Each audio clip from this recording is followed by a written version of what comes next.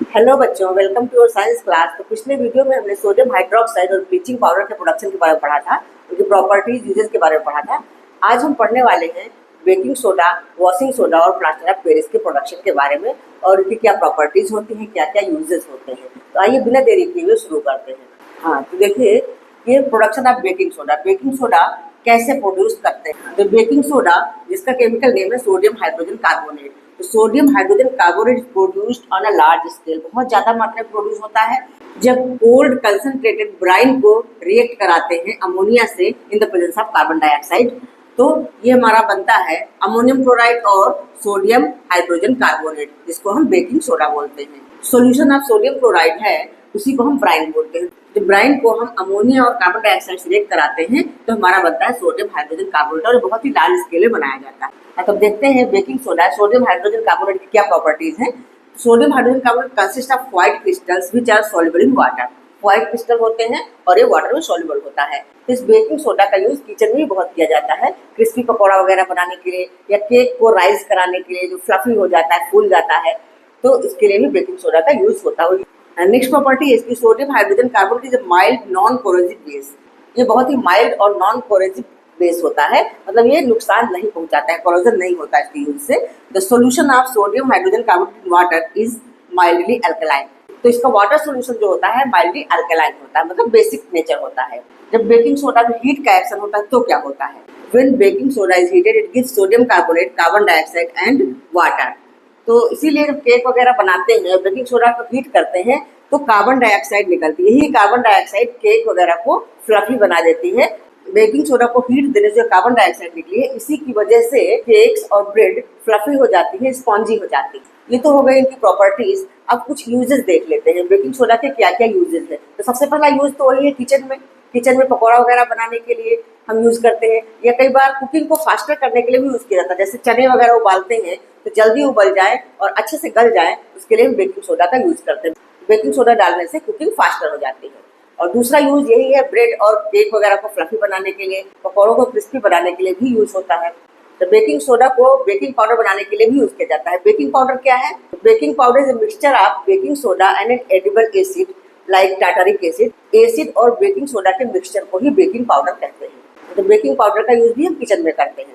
और baking soda के और भी बहुत सारे यूजेस हैं। बेकिंग सोडा एंटी एसिड्स बनाने में भी यूज होता है। ये baking soda acid fire extinguisher के रूप में भी यूज किया जाता है, मतलब आग बुझाने के रूप में भी यूज किया जाता है, फायर एक्सटिंग्विशर के रूप में यूज किया जाता है। तो आई होप आप लोगों को समझ में आ गया होगा कि बेकिंग सोडा के यूजेस क्या क्या है। तो चलिए हम पढ़ते हैं वॉशिंग सोडा के बारे में।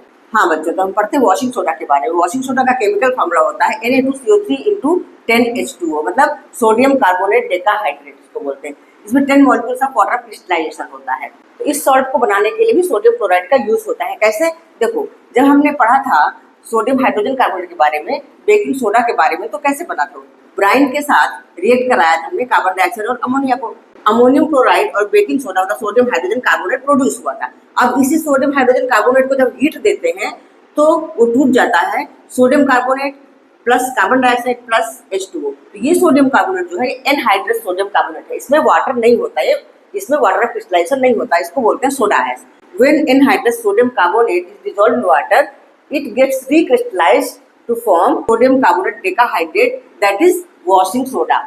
So this washing soda is in the form of crystal having 10 molecules of water crystallization। अच्छा, अब ये वाटर क्रिस्टलाइजेशन क्या होता है? क्या वाटर क्रिस्टलाइजेशन की वजह से ये सॉल्ट वेट होता है, गीला होता है? नहीं, ऐसा नहीं होता है। इस वाटर क्रिस्टलाइजेशन की वजह से सॉल्ट को शेप मिलता है और कलर मिलता है। जब इसको हीट करते हैं तो वाटर क्रिस्टलाइजेशन रिमूव हो जाता है और एनहाइड्रस हो जाता है, तब इसका कलर भी चेंज हो जाता है। तो हीट करने के बाद इसका कलर भी चेंज हो जाता है, लेकिन उसके बाद इसको फिर से अगर वाटर में डिजोल्व कर दिया जाए तो दोबारा से वाटर क्रिस्टलाइजेशन अपना रिगेन कर लेता है और अपने ओरिजिनल फॉर्म में आ जाता है, अपने क्रिस्टल के रूप में आ जाता है और अपना कलर भी रिगेन कर लेता है। तो इसी तरह से कुछ और भी सॉल्ट्स हैं जिनमें वाटर क्रिस्टलाइजेशन होता है, जैसे copper sulphate pentahydrate CuSO4 × 5H2O। इसमें 5 मॉलिक्यूल्स ऑफ वाटर रहता है, तो इसी वजह से इसका ब्लू कलर मिलता है। कॉपर सल्फेट ब्लू कलर का होता है, तो इसी वाटर क्रिस्टलाइजेशन की वजह से ब्लू कलर का होता है। देखने में वेट बिल्कुल नहीं होता, लेकिन अगर इसको हम हीट देते हैं तो ये 5 मॉलिक्यूल्स ऑफ वाटर चला जाता है और इसका कलर व्हाइट हो जाता है। लेकिन दोबारा से अगर उसको हम वाटर में डिजोल्व कर देंगे तो फिर से वो ब्लू कलर अपना रीगेन कर लेगा। इसी तरह से ये हमारा वॉशिंग सोडा है, ये सोडियम कार्बोनेट डेकाहाइड्रेट, इसमें 10 मॉलिक्यूल्स ऑफ वाटर होते हैं। फेरस सल्फेट में भी वाटर क्रिस्टलाइजेशन होता है, उसमें कितने होते हैं? 7 मॉलिक्यूल्स ऑफ वाटर क्रिस्टलाइजेशन होता है, FeSO4 इंटू 7H2O, और इसी की वजह से इसका कलर ग्रीनिश होता है। एक सॉल्ट और भी है, calcium sulphate dihydrate, calcium sulphate dihydrate CaSO4 into 2H2O, इसमें 2 मॉलिक्यूल्स ऑफ वाटर क्रिस्टलाइजेशन होता है, इसको हम बोलते हैं जिप्सम। ये हमारा जिप्सम है, ठीक है। तो इसी जिप्सम से ही हम प्लास्टर ऑफ पेरिस भी बनाते हैं। तो अभी हम आगे प्लास्टर ऑफ पेरिस के प्रोडक्शन के बारे में भी पढ़ेंगे। अच्छा, वाटर क्रिस्टलाइजेशन है क्या? ये तो आप लोगों ने जाना कि वाटर क्रिस्टलाइजेशन की वजह से हमारे सॉल्ट वेट नहीं होते, गीले नहीं होते, वो उनके अंदर ही रहता है। लेकिन वाटर क्रिस्टलाइजेशन को हम डिफाइन कैसे करेंगे?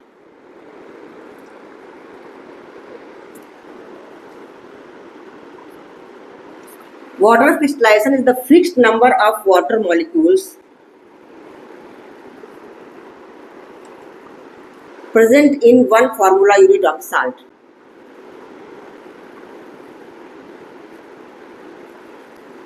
देखो, वाटर क्रिस्टलाइजेशन क्या है? Water crystallization is the fixed number of water molecules present in one formula unit of the salt.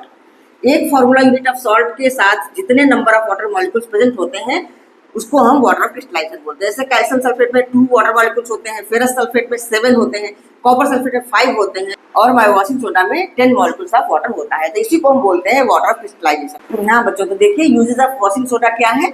Number 1 है, washing soda is used in glass, soap and paper industry. Glass, soap और paper industries में इसका use होता है। ये cleaning agent के रूप में काम करता है, इसलिए साबुन बनाने में और वॉशिंग पाउडर बनाने में भी इसका यूज होता है। सेकेंड है, it is used in the manufacture of sodium compound such as borax. Sodium compound बनाने में भी इसका यूज होता है, जिससे बोरैक्स बनाने में इसका यूज किया जाता है। नेक्स्ट है, it is used as a cleaning agent for domestic purposes. Domestic purposes मतलब घरेलू कामकाज में क्लीनिंग एजेंट का भी काम करता है। नेक्स्ट है, it is used for removing permanent hardness of water. Water की परमानेंट हार्डनेस को रिमूव करने में भी इसका यूज होता है। तो आई होप आप लोगों को इसकी यूज समझ में आ गए होंगे। तो चलिए हम पढ़ते हैं प्लास्टर ऑफ पेरिस का प्रोडक्शन कैसे होता है, उसके यूजेस क्या है, प्रॉपर्टीज क्या है। हाँ बच्चों, देखिए प्लास्टर ऑफ पेरिस, इसको हम कैल्शियम सल्फेट हेमीहाइड्रेट भी बोलते हैं। इसमें 1 मॉलिक्यूल ऑफ कैल्शियम सल्फेट से हाफ मॉलिक्यूल ऑफ वाटर होता है। हाफ मॉलिक्यूल का मतलब क्या होता है? मतलब ये जो 2 मॉलिक्यूल्स ऑफ कैल्शियम सल्फेट होते हैं, तो 2 molecules of calcium sulphate 1 molecule of water को शेयर करता है। तो इसीलिए इसको हम इस तरह से लिखते हैं, कैल्शियम सल्फेट हेमीहाइड्रेट कहा जाता है। कि अगर हम एक मॉलिक्यूल की बात करें तो वाटर मॉलिक्यूल तो हाफ ही होगा, एक्चुअली ऐसा होता है। तो ये तो हमारा प्लास्टर ऑफ पेरिस का फॉर्मूला है। अब प्लास्टर ऑफ पेरिस बनाते कैसे हैं? प्लास्टर ऑफ पेरिस का प्रोडक्शन कैसे होता है? जिप्सम का फॉर्मूला CaSO4 है। जिप्सम को हीट करते हैं 100 डिग्री सेल्सियस या 373 केल्विन तक एक किल्न में हीट करते हैं, तो ये वाटर क्रिस्टलाइजेशन लूज कर देता है और बनाता है calcium sulphate hemihydrate and 1.5 molecule of H2O। तो इस तरह से हमारा बन जाता है कैल्शियम सल्फेट हेमीहाइड्रेट, जिसको हम प्लास्टर ऑफ पेरिस कहते हैं। तो प्लास्टर ऑफ पेरिस की एक प्रॉपर्टी ये है कि जब इसको वेट किया जाता है तो ये एक सॉलिड हार्ड मास के रूप में चेंज हो जाता है। प्लास्टर ऑफ पेरिस अगर मॉइस्चर के संपर्क में आ जाता है तो ये धीरे धीरे हार्ड होने लगता है और जम जाता है, इसलिए इसको मॉइस्चर फ्री कंटेनर में ही रखना चाहिए।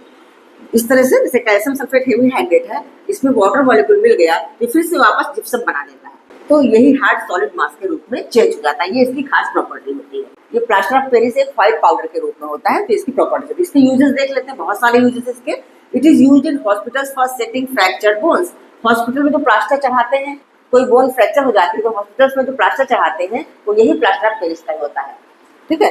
और भी इसके यूजेस है। It is used in making toys, decorative materials, cosmetics, blackboard chalks and cast for statue. इससे टॉयज बनते हैं, कुछ डेकोरेटिव मटेरियल्स भी बनाते हैं, कॉस्मेटिक्स में भी यूज होता है, ब्लैक बोर्ड चॉक भी बनती है इससे, और कास्ट फॉर स्टैच्यू, जो स्टैच्यू बनती है उनके कास्ट भी बनाते हैं। नेक्स्ट है, it is used for making surfaces smooth before painting them. आप लोगों ने देखा होगा जब घर पेंट होते हैं तो पहले प्लास्टर ऑफ पेरिस की एक परत चढ़ा दी जाती है सरफेसेस को स्मूथ करने के लिए, उसके बाद पेंट किया जाता है। घर को डेकोरेट करने के लिए सीलिंग वगैरह की उपयोग करवाई जाती है, प्लास्टर ऑफ पेरिस यूज होता है। तो इस तरह से प्लास्टर ऑफ पेरिस के इतने सारे यूजेस हैं। तो आई होप आप लोगों को समझ में आया होगा। तो आज ये chapter acid basis and salts complete होता है। अब नेक्स्ट वीडियो में मैं इसके क्वेश्चंस करवाऊंगी, जो चैप्टर के लास्ट में क्वेश्चंस है वो करवाऊंगी। तो आई होप आप लोगों को समझ में आया होगा। अगर वीडियो अच्छा लगा है, समझ में आया है, तो फ्रेंड्स को शेयर करिए और सब्सक्राइब ना किया और सब्सक्राइब कर लीजिए। फिर मिलती हूँ नेक्स्ट वीडियो में इस चैप्टर के क्वेश्चंस के साथ। तब तक के लिए बाय बाय।